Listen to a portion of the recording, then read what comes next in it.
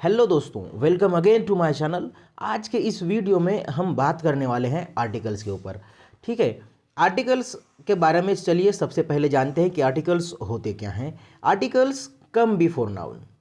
ठीक है, articles nouns के पहले आते हैं, नाउन के पहले यूज होते हैं। ठीक है, अब देखेंगे आर्टिकल्स के दो टाइप्स होते हैं और वो टाइप्स कौन से होते हैं। ठीक है, यहाँ पर देखिए indefinite article, don't point out particular person और थिंग्स। ठीक है, ये जो इंडेफिनिट आर्टिकल्स हैं, ये इंडेफिनिट आर्टिकल्स किसी पर्टिकुलर पर्सन या पर्टिकुलर चीज को पॉइंट आउट नहीं करते। ठीक है, इसीलिए इन्हें इंडेफिनिट आर्टिकल कहा जाता है।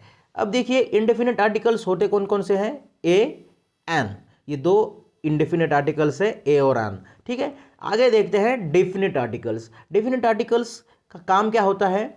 Definite articles point out particular person और थिंग। ठीक है, तो जो डेफिनेट आर्टिकल्स हैं ये पर्टिकुलर एक विशेष व्यक्ति या किसी विशेष चीज को पॉइंट आउट करते हैं। और जो डेफिनेट आर्टिकल होता है वो होता है द। ठीक है, तो इस तरह हमने देखा इंडेफिनिट एंड डेफिनिट आर्टिकल्स, ये आर्टिकल के दो टाइप्स हो गए और इन दोनों टाइप्स का मिला के ए, एन और द, ये तीन आर्टिकल्स होते हैं। ठीक है, आगे देखते हैं, चलिए यूज ऑफ ए और एन, जो इंडेफिनिट आर्टिकल्स है इनका यूज देखते हैं।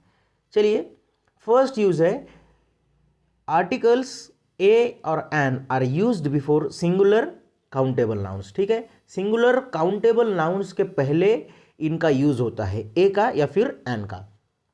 अब पर्टिकुलरली ए का यूज कब होता है और एन का यूज कब होता है ये देखते हैं। देखिए, a is used before a word beginning with a consonant sound.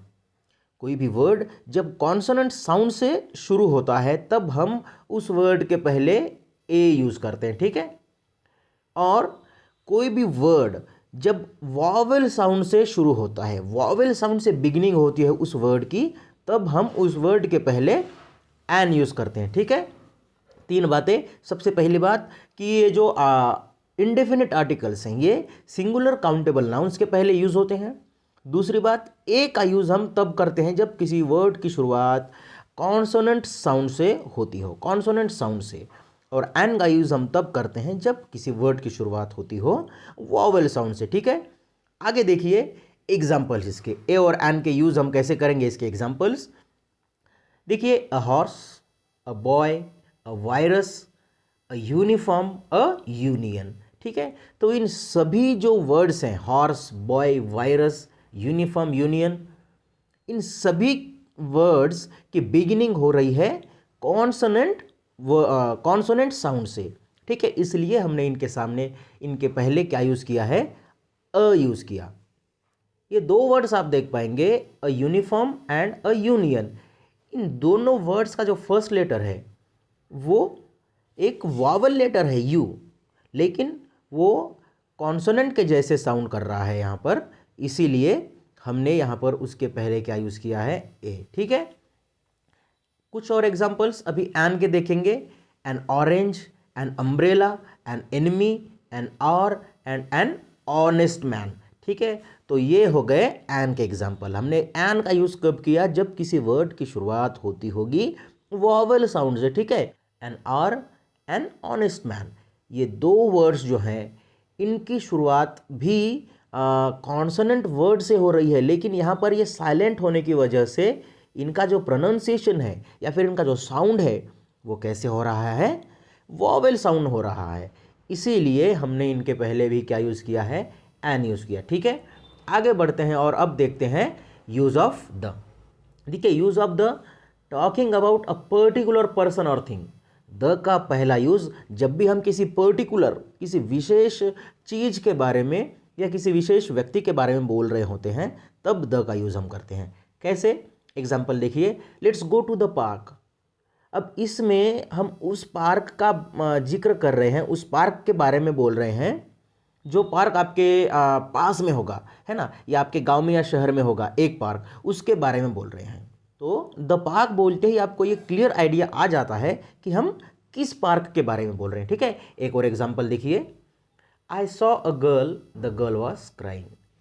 तो यहाँ पर ये द गर्ल जो है, ये हम उस गर्ल के बारे में बात कर रहे हैं जिसको मैंने पहले देखा हुआ है। ठीक है, तो फर्स्ट सेंटेंस में जिस गर्ल को हमने देखा उसी गर्ल के बारे में जब हम सेकंड सेंटेंस में बोल रहे होते हैं, तब वो गर्ल एक पर्टिकुलर गर्ल होती है जिसके बारे में हमने पहले बात की है। ठीक है, तो इसलिए हमने यहाँ पर द यूज़ किया।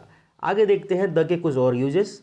The is used before superlative and ordinals. ठीक है, तो जो सुपरलेटिव्स होते हैं उनके सामने भी, उनके पहले भी हम द का यूज़ करते हैं, और ऑर्डिनल्स के सामने भी। देखिए examples, the biggest, the best, the coolest, तो ये हैं सुपरलेटिव्स, इनके पहले हमने द यूज़ किया। और the first man, the 9th chapter जो होता है ना, तो ये है ordinals. First, second, third, fourth, fifth, six, seventh, तो ये ऑर्डिनल्स होते हैं। ठीक है, इनके पहले भी हम द का यूज़ करते हैं। आगे चलते हैं और द के कुछ और यूजेस देखते हैं। यहाँ पर देखिए, the is used before names of oceans, seas, rivers, deserts, mountains, countries, certain books and unique things.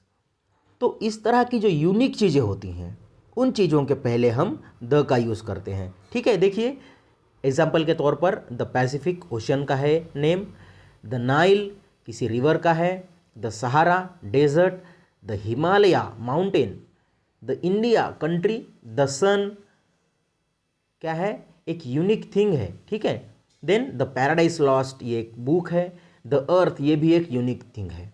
तो इस तरह से हम द का यूज़ जो इकलौती चीज़ें हैं, जो यूनिक चीज़ें हैं, उनके पहले यूज़ करते हैं। आगे एक और यूज़ है इसका, the is used before musical instruments. ठीक है, तो ये जो द है इसका यूज़ हम म्यूजिकल इंस्ट्रूमेंट्स के पहले भी करते हैं, जैसे द फ्लूट, द वायलिन। ठीक है, तो इस तरह से हमने इस वीडियो में ए, एन और द इन तीनों आर्टिकल्स का यूज़ देखा। ठीक है, द जो है ये डेफिनेट आर्टिकल होता है क्योंकि वो किसी पर्टिकुलर थिंग या पर्सन को पॉइंट आउट करता है। ए और एन किसी पर्टिकुलर पर्सन को या थिंग को पॉइंट आउट नहीं करते, इसलिए हम उन्हें इंडेफिनेट आर्टिकल्स बोलते हैं। ठीक है, तो इस तरह से ये चैप्टर आर्टिकल्स हमने यहाँ पर ख़त्म किया है। आई होप आपको ये जो चैप्टर है ये समझ में आ गया होगा। अगर आपको कोई डाउट है तो आप कमेंट बॉक्स में जाकर कमेंट करें, वहाँ पर आपके क्वेश्चंस को आंसर करने की मैं कोशिश करूँगा। ये वीडियो अगर आपको पसंद आया तो इस वीडियो को लाइक करें, अपने दोस्तों से शेयर करें, इस चैनल को सब्सक्राइब भी करें ताकि ऐसे ही और educational videos, interesting videos, English grammar से रिलेटेड वीडियोस आपको मिलते रहें। अगर आप चाहते हैं कि आपके पसंदीदा किसी टॉपिक पर मैं कोई वीडियो बनाऊं तो आप उस टॉपिक को कमेंट करें, मैं कोशिश करूंगा कि उस टॉपिक पर मैं कोई वीडियो बना सकूं। अभी के लिए बस इतना ही, मिलेंगे अगले वीडियो में, तब तक अपना और अपनों का ख्याल रखें।